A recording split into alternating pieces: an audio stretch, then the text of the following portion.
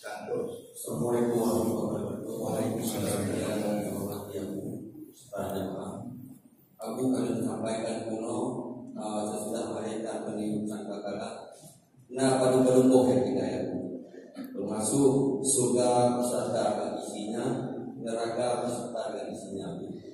Kemudian sesudah hari bangkit, apakah mereka tidak melalui lagi atau karena ikut dia mungkin dulunya karena dalam surga karena dalam neraka. Terima kasih ya. Assalamualaikum warahmatullahi wabarakatuh.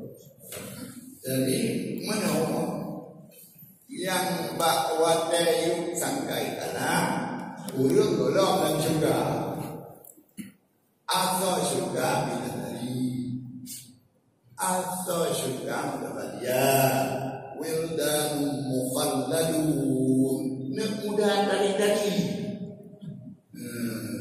kadir tutup pakaian menyucinya bak hotel kan karena yang baje buat ketemu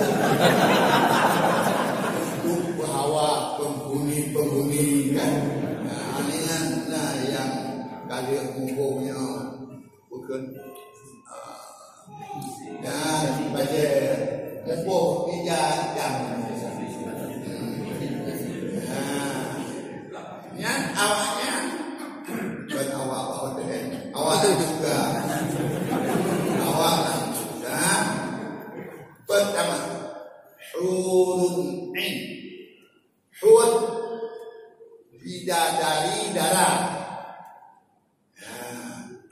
wildan muda bahagia Adam wa yuqafu alaihim bildanun mukhalladun abarika jerek ia dalam jamin gedron punya kata juga yang mendung jamin